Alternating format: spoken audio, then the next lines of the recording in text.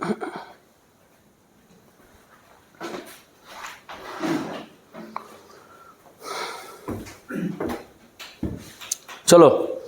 तो आज हम लोग स्टार्ट करेंगे इलेक्ट्रोकेमिस्ट्री का लेक्चर। और इलेक्ट्रोकेमिस्ट्री से देखो 3 पोर्शन अपना आता है एग्जाम में। एक तो E0 सेल से सवाल आता है, एक तुम्हारा डेल्टा Z0 आता है, गिव्स फ्री एनर्जी स्पॉन्टेनिटी, एक आता है तुम्हारा नॉस्ट इक्वेशन से सवाल आता है, एक कंडक्टेंस से सवाल आता है। तो सबसे पहले इलेक्ट्रोकेमिस्ट्री में देखना क्या है, एक एक करके हम बात करेंगे। देखो ध्यान से, इलेक्ट्रोकेमिस्ट्री में क्या है, इंटर कन्वर्जन ऑफ एनर्जी। क्या होता है? इंटर कन्वर्जन ऑफ एनर्जी, है ना। एनर्जी का इंटर कन्वर्जन आपको देखना है बेटा। अब इंटर कन्वर्जन किसका देखना है? इंटर कन्वर्जन देखना है आपका कि केमिकल एनर्जी से आप क्या कर रहे हो बेटा, इलेक्ट्रिकल एनर्जी में कन्वर्ट कर रहे हो ना। इलेक्ट्रिकल एनर्जी में आप कन्वर्ट कर रहे हो, ये आपका होता है कन्वर्जन। या केमिकल एनर्जी को उल्टा अगर देखा जाए, इलेक्ट्रिकल एनर्जी को केमिकल एनर्जी में कन्वर्जन होता है। तो ये अपना क्या होता है, ये अपना होता है इसके ब्रांच में जो पढ़ना है, मुझे जो स्टडी करना है वही इसके अंदर देखना होता है। समझ में आ रहा है? मतलब ये हुआ बेटा कि केमिकल एनर्जी से जब इलेक्ट्रिकल एनर्जी में आप बदलते हो, जब आप केमिकल एनर्जी से इलेक्ट्रिकल एनर्जी में बदलते हो, जब आप केमिकल एनर्जी से इलेक्ट्रिकल एनर्जी में बदलते हो, तो क्या होता है यहाँ पे क्या होता है, ये प्रोसेस स्पॉन्टेनियस होता है। ये प्रोसेस क्या होता है? स्पॉन्टेनियस होता है। और जब स्पॉन्टेनियस होता है तो आप भी जानते हो कि डेल्टा Z0 की जो वैल्यू होएगी वो लेस देन 0 होएगी, मतलब वो निगेटिव में आती है ना। और ये किसके होता है बेटा? Through indirect redox reaction.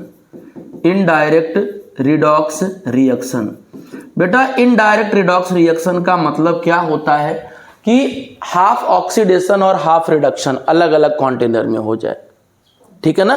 Half oxidation और हाफ रिडक्शन, एक कंटेनर में हाफ ऑक्सीडेशन और एक कंटेनर में हाफ रिडक्शन हो जाता है, तो उसे क्या कहते हैं? इनडायरेक्ट रिडॉक्स रिएक्शन, ठीक है ना।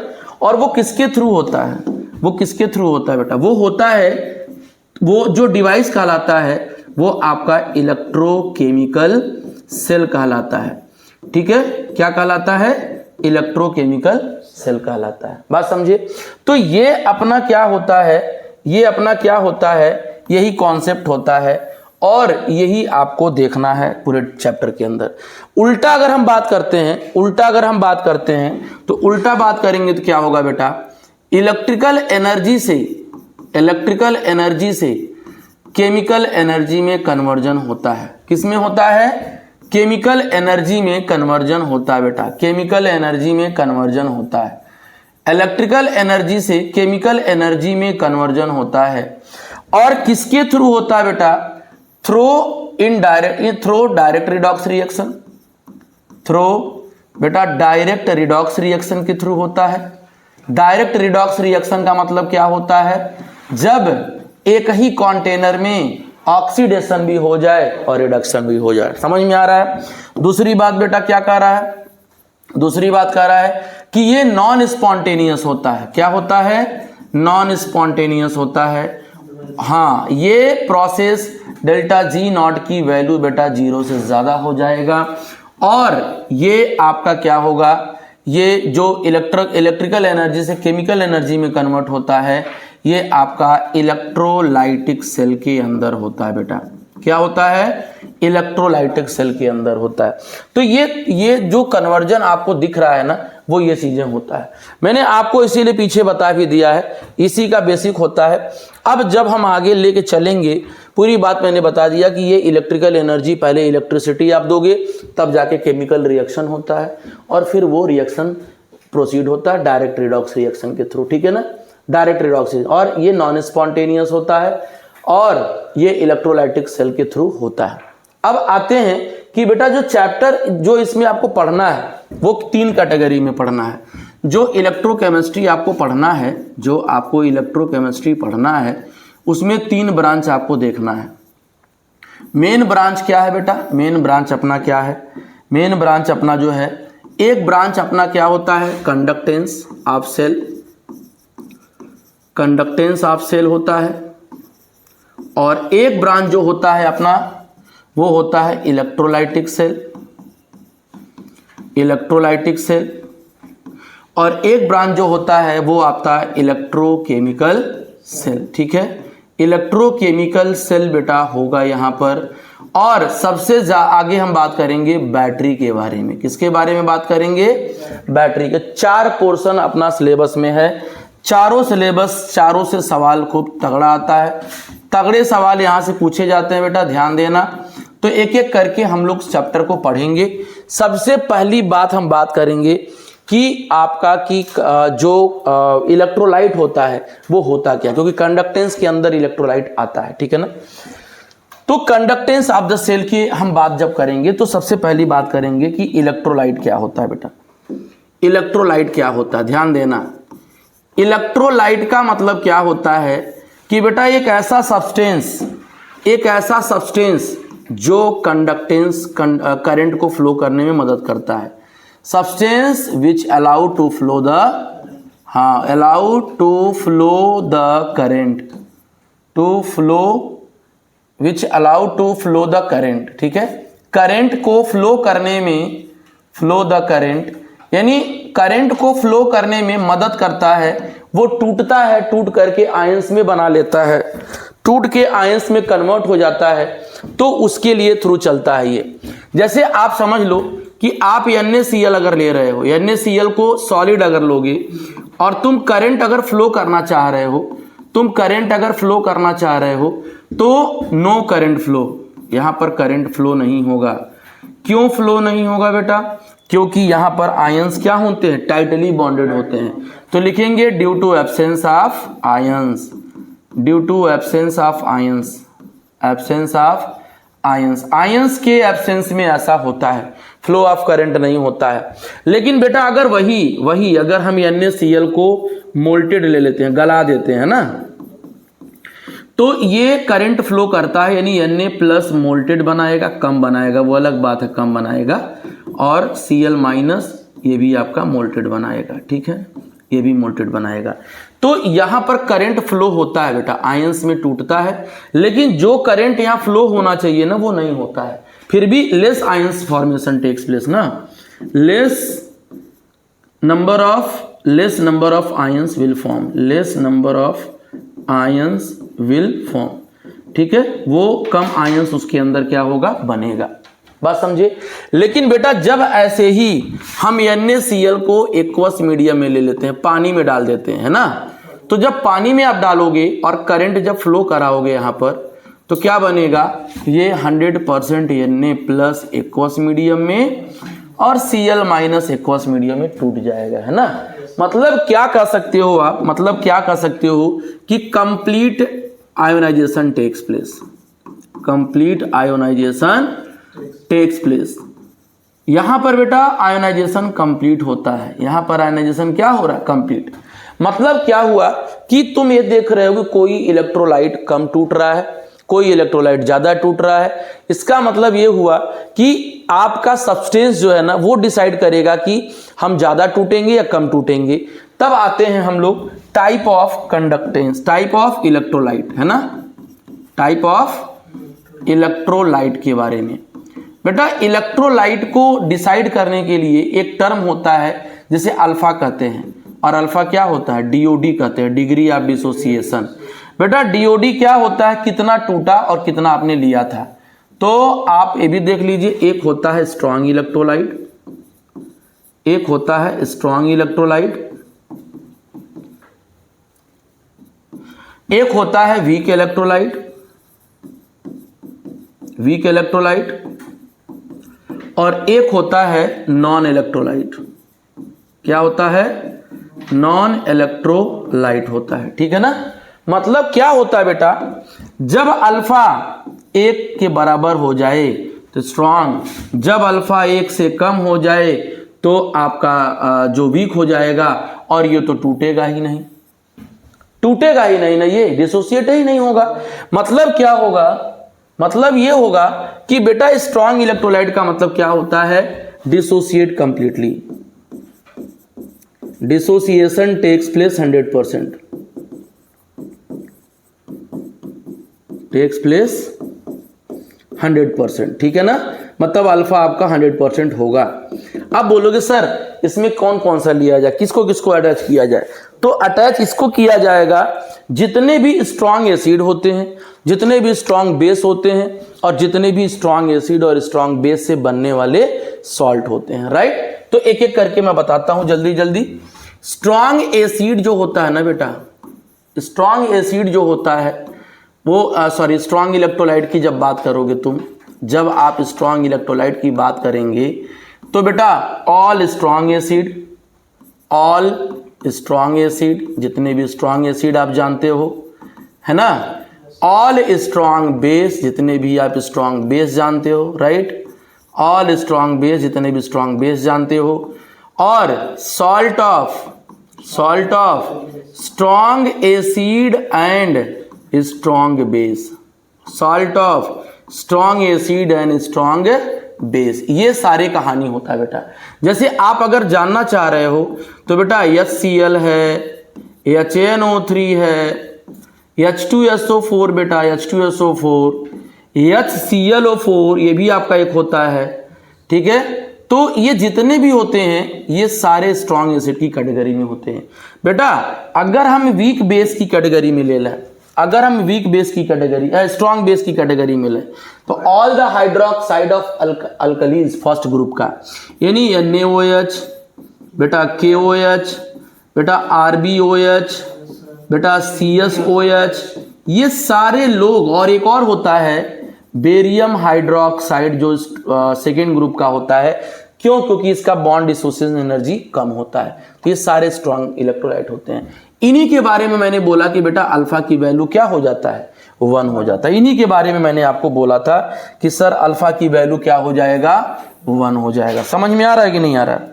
इसके बाद बेटा क्या हो जाएगा, एक होता है वीक इलेक्ट्रोलाइट, वीक इलेक्ट्रोलाइट। तो वीक इलेक्ट्रोलाइट का मतलब क्या होता है, अल्फा लेस देन 1, और अल्फा तो बहुत कम होता है क्योंकि वो टूटता भी नहीं है ज्यादा ना। हाँ वो अलग बात है, डाइल्यूशन बढ़ा दोगे तो टूटने की क्षमता थोड़ी सी हो जाती है, अदरवाइज वो जितना ये टूट रहा है, जितनी इनकी क्षमता है वो उतना नहीं टूटता है। तो क्या होता है बेटा, incomplete dissociation takes place, incomplete dissociation takes place, incomplete dissociation takes place, clear है ना। तो कैसे बोलोगे सर, ऑल वीक एसिड, क्योंकि एग्जाम्पल जानना जरूरी है, all weak base and some salt, some salt, ऐसा होता है। जैसे एग्जाम्पल देख लिया जाए जरा, एग्जाम्पल शानदार होगा। जैसे सपोज करिए कि आप H2SO4 H2SO3 ले लीजिए, आप HNO2 ले लीजिए, होता है ना नाइट्रस एसिड, ठीक है, आप HClO या H3PO2 ले लीजिए, ठीक है। तो ये सारे आप ऑर्गेनिक एसिड जितने भी होते हैं वो ले लीजिए, आप ऑक्जेलिक एसिड ले लीजिए, ठीक है, और BeOH का होल ट्वाइस, MgOH का whole twice, CaOH whole twice, AlOH whole thrice, ठीक है, और NaH4Cl, ये आपका सॉल्ट है। तो बहुत सारे एग्जाम्पल इसके अंदर होते हैं। तो बेटा ये जब टूटेंगे ना तो पूरा का पूरा आपका करंट फ्लो कराएंगे, कम कराएंगे, क्योंकि ये इनकम्प्लीट डिसोसिएशन हो रहा है, अल्फा की वैल्यू 1 से कम मिल रहा है। अल्फा यही बताता है कि तुम अच्छे हो कि हम अच्छे हैं। अगर अल्फा 1 तो बहुत अच्छी बात है, अगर अल्फा कम है 1 से तो बेकार है वो। बात समझ में आ गया। चलिए नेक्स्ट आते हैं, नेक्स्ट देखते हैं।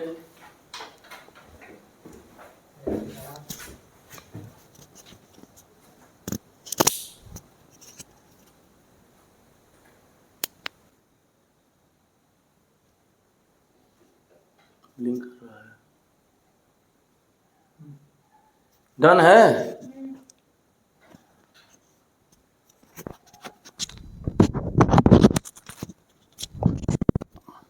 चलो आगे चलते हैं। अब आ जाओ non electrolyte.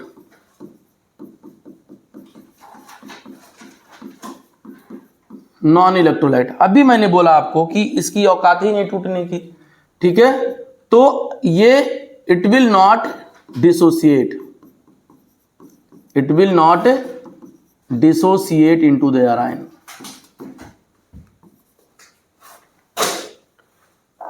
Into their ions, वो अपने आयंस में डिसोसिएट नहीं होते हैं। जैसे आप एग्जाम्पल देख लीजिए, आपका एग्जाम्पल क्या होगा, आप देख लीजिए यूरिया, आप जानते ही हो, यूरिया को पानी में डाल दो, आप 1 मोल यूरिया को पानी में डालोगे तो 1 ही मोल यूरिया का एक्वा सॉल्यूशन मिलेगा।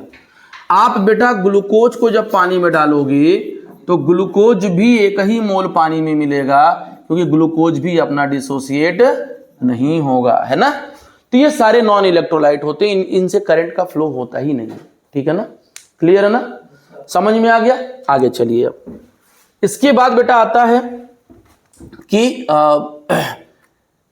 कंडक्टेंस की 2 कैटेगरी होती है, कंडक्टेंस के 2 पार्ट होते हैं।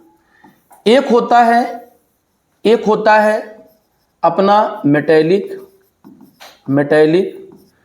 कंडक्टर ही बात कर ले रहा हूं, कंडक्टर से ही समझ ले रहा हूं, इसको कंडक्टर से ही समझ लिया जाए, क्योंकि एक सवाल इसमें से दे देता है। और एक होता है इलेक्ट्रोलाइटिक कंडक्टर, है ना।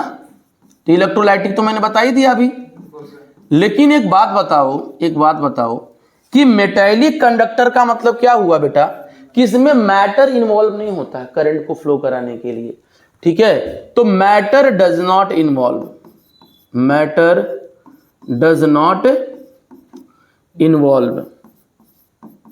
ठीक है। दूसरी बात, करंट का फ्लो आयन से नहीं होता है, इलेक्ट्रॉन से होता है। तो flow of current due to the current due to the free electrons, किसके, फ्री इलेक्ट्रॉन्स। बेटा इलेक्ट्रॉन ही रिस्पॉन्सिबल होता है करंट को फ्लो कराने के लिए। तीसरी बात होता है कि ये फैराडे के नियम को फॉलो नहीं करता है, तो does not follows the Faraday law, it does not follows the Faraday's law, Faraday's law के ये डेज लॉ को फॉलो नहीं करता है। बात समझ में आ रहा है। और इसी में जब इधर आएंगे तो भैया बदल जाएगा इसकी बात। हाँ, इसमें जो मैटर होता है ना वो इन्वॉल्व होता है, matter involve in the chemical reaction, समझ रहे हैं आप लोग, केमिकल रिएक्शन में मैटर इन्वॉल्व होता है। दूसरी बात, फ्लो ऑफ करंट का रिस्पॉन्सिबल जो होता है वो फ्री आयंस होते हैं, due to free ions, free ions की वजह से ऐसा होता है बेटा, फ्री आयंस रिस्पॉन्सिबल होता है। और ये it's follows the Faraday's law, the Faraday's law, बेटा फैराडे के नियम को ये फॉलो करता है। तो ये दोनों इसके जो डिफरेंस होता है ये चीजें देखने को मिलता है, क्लियर है ना, समझ में आ रहा है डिफरेंस सबको। चलो अब बेटा आते हैं इनके आगे हम आते हैं कंडक्टेंस जो होते हैं उसके कुछ इंपॉर्टेंट डिफिनीशन होता है। क्या इंपॉर्टेंट डिफिनीशन होता है ये जरा देख लिया जाए, बढ़े आगे। चलो बेटा सम इंपॉर्टेंट डिफिनीशन आपको देखना है, सम इंपॉर्टेंट डिफिनीशन आपको देखना है यहां पर।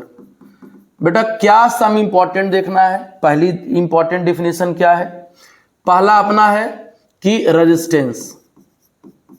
तो आप लोग जानते ही हो रेजिस्टेंस जो होता है आर से लिखते हैं, और ये करता क्या है, करंट को फ्लो करने को रोकता है, to resist the flow of current. तो आप एक बात जानते हो पहले से ही कि V = I/R होता है, यानी अगर हम R की बात कर दें तो V/I हो जाएगा, और जब V/I हो जाएगा बेटा इसका मतलब आप देख रहे हो कि R जो है ना वो I का उल्टा है, यही है ना।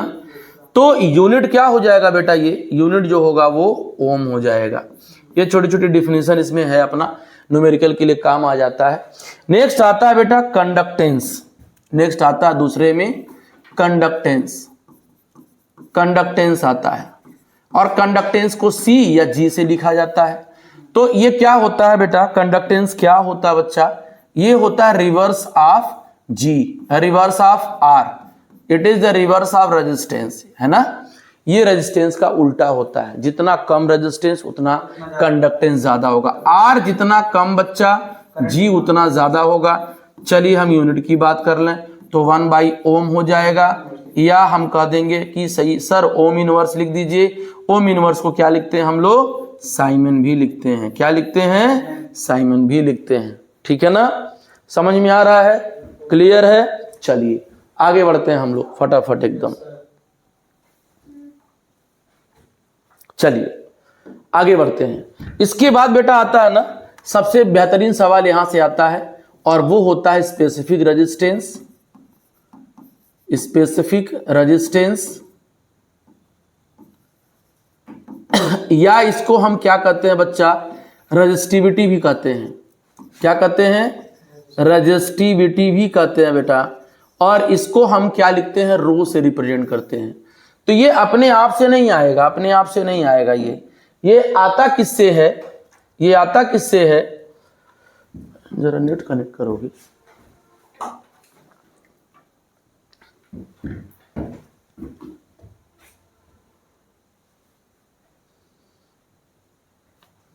एक मिनट बेटा,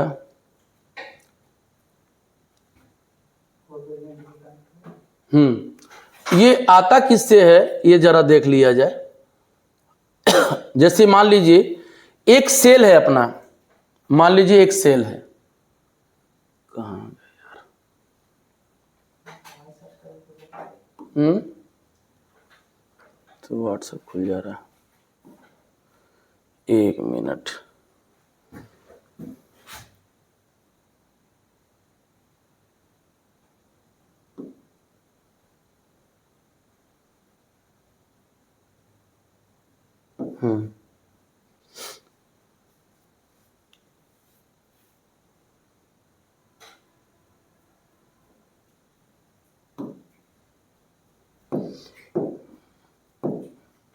इलेक्ट्रोलाइटिक सेल,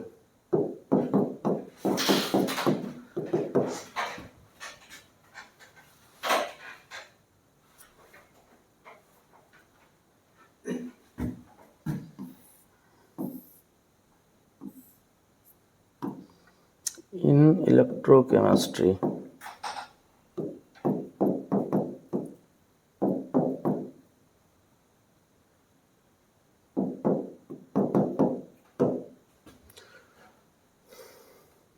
कुछ और खुल जा रहा है, तो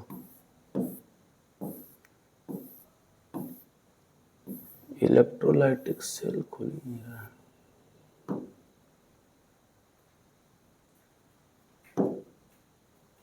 चलो बनाते हैं, छोड़ो।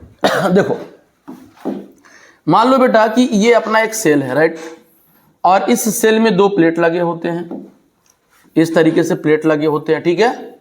ये अपना दो प्लेट है, एक कनेक्ट यहां से किया जाता है ऐसे कुछ इस तरीके से, तो इसके बीच का जो डिस्टेंस है ना वो अपना एल डिस्टेंस है, और इसका क्रॉस सेक्शन एरिया क्या है, ए है। तो इन दोनों के बीच का डिस्टेंस ये है। अब ये क्या कह रहा है बेटा कि जो रेजिस्टेंस होता है वो आपका यल के डायरेक्टली प्रोपोर्शनल होता है। लेंथ जितना ज्यादा होता है ना, रेजिस्टेंस उतना ज्यादा होता है, उतना कम करंट उसके अंदर क्या होता है, फ्लो होता है बेटा। ये ध्यान देने वाली बात है, क्लियर है ना। रेजिस्टेंस जितना ज्यादा होगा, जितना लेंथ ज्यादा होगा, क्योंकि हम लोग बैटरी पढ़ रहे हैं, सेल पढ़ रहे हैं, तो सेल के ही बारे में हम बात करेंगे। और जो आर होता है वो 1/A होता है बेटा, ये दूसरा इक्वेशन होता है। जब दोनों को हम बैलेंस, दोनों को लेके चलेंगे तो R is directly proportional to L और नीचे A आ जाएगा। R is equal to rho into L by क्या हो जाएगा, A हो जाएगा बेटा।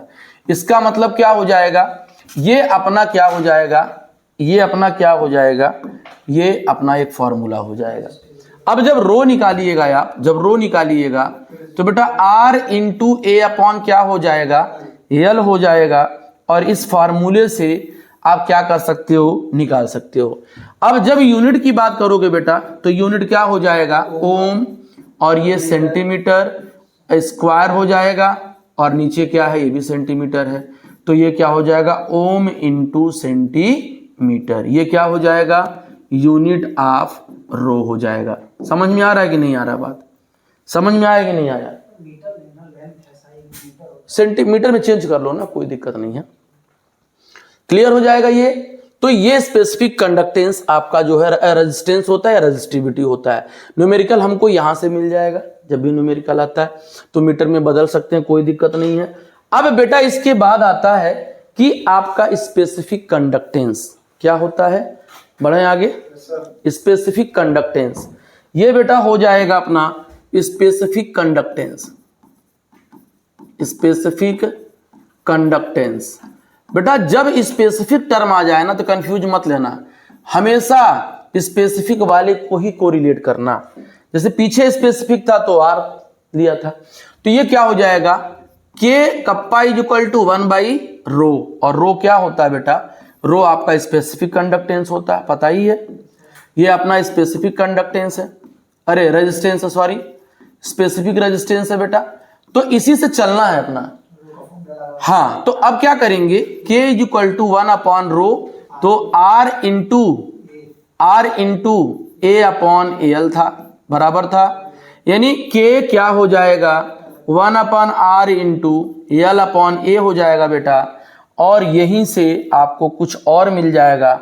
जब तुम यूनिट की बात करोगे बेटा, जब तुम यूनिट की बात करोगे तो 1/रो हो जाएगा, 1/ओम हो जाएगा, ये हो जाएगा सेंटीमीटर, और ये हो जाएगा सेंटीमीटर इंटू सेंटीमीटर, कट जाएगा तो क्या हो जाएगा, यूनिट ऑफ जो कप्पा बोल रहे हैं वो ओम इनवर्स, और ये हो जाएगा बच्चा हमारा सेंटीमीटर इनवर्स। मीटर में चेंज कर लेंगे हम लोग, कोई दिक्कत नहीं है।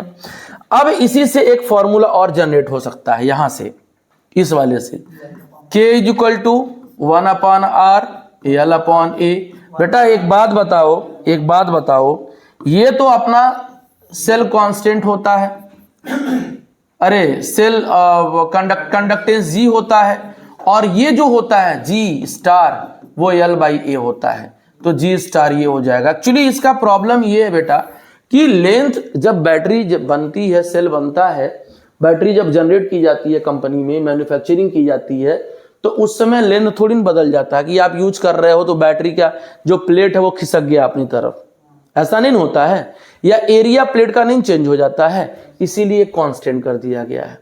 बात समझ में आ रही है आपको? तो ये न्यूमेरिकल से ये फॉर्मूला भी आपको काम आ जाएगा, क्लियर है ना। तो ये हम लोग मेन डिफिनीशन अपना देख चुके हैं। आगे बढ़ता हूं मैं फटाफट,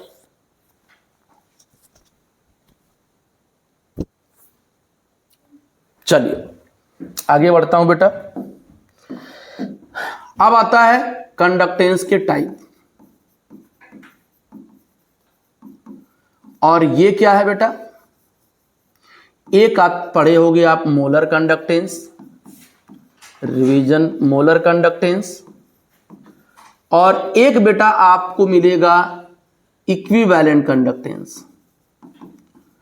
इक्विवेलेंट कंडक्टेंस ये आप पढ़े हो बेटा, इसका जो सिंबल होता है वो इस तरीके से, और इसका होता है इक्विवेलेंट, राइट। अब हम जब फॉर्मूले को लेके चलेंगे तो आपको फॉर्मूला देखना है सीधे, molar conductance is equal to kappa into 1000 upon M, molarity, ये फॉर्मूला लगा लेना है ना। और जब यूनिट की बात करना, एक मोल अपना इलेक्ट्रोलाइट लिया गया है, कप्पा का यूनिट लिख देना। कप्पा का यूनिट क्या था अपना, के का यूनिट क्या था अपना, के का यूनिट क्या था, ओम इनवर्स सेंटीमीटर इनवर्स, यही था ना। तो बेटा ओम इनवर्स, और नीचे क्या है, ये सेंटीमीटर इनवर्स हो जाएगा, और ये क्या है, मोल पर लीटर है। तो बेटा लीटर को सेंटीमीटर क्यूब में बदल लो, क्योंकि सेंटीमीटर में दिया है, तो ओम इनवर्स सेंटीमीटर इनवर्स, और ये हो जाएगा सेंटीमीटर क्यूब, और ये उल्टा हो जाएगा तो ये हो जाएगा मोल इनवर्स। बहुत मजे की बात है, यूनिट पूछता है ये, और सेंटीमीटर स्क्वायर हो जाएगा, मोल इनवर्स हो जाएगा बेटा, है ना। ये आपका यूनिट ऑफ मोलर कंडक्टेंस हो जाएगा, ये आपका एक यूनिट हो जाएगा। इससे सवाल आता है। अब अगर मान लीजिए कि मीटर में दे दिया तो हम डिवाइड का 1 मीटर में 100 सेंटीमीटर, तो उसको 10⁻⁻⁴ से सॉल्व कर लेना, जैसे भी आता है।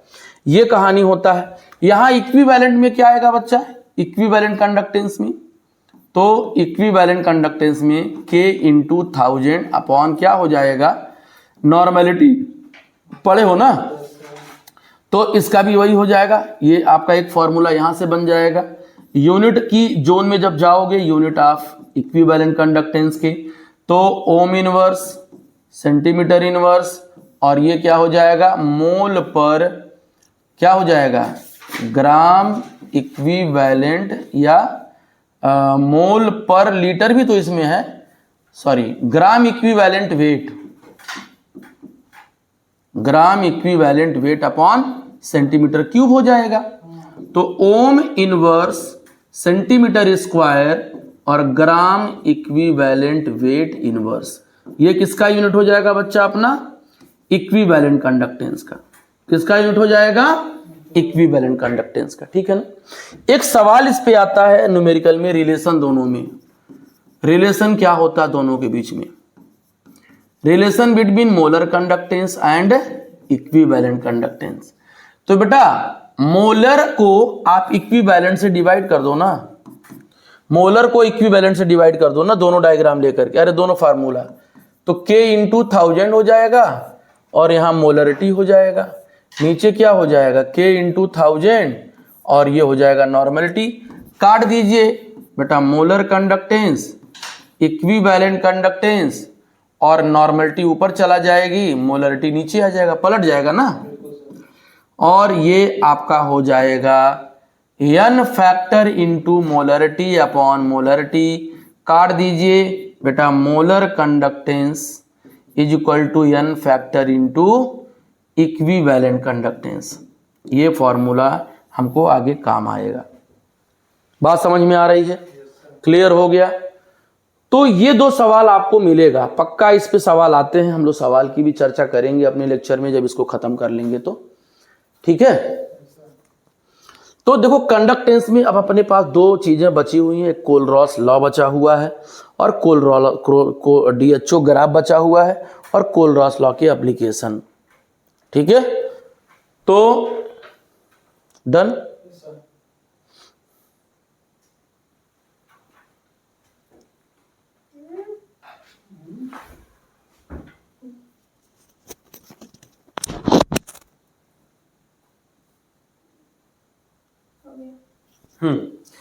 अब क्या करना है, नेक्स्ट लेक्चर अब मिलेगा, नेक्स्ट लेक्चर हम लोग पढ़ेंगे DHO ग्राफ। क्या पढ़ेंगे, DHO graph, Debye Huckel Onsager graph. तो नेक्स्ट लेक्चर में हम लोग यहीं से कंटिन्यू करेंगे, ठीक है। और ये जो लेक्चर था बेटा, ये अपना लेक्चर नंबर 1 हो जाएगा और उसी के आगे हम लोग लेक्चर नंबर 2 को कंटिन्यू करेंगे, ठीक है।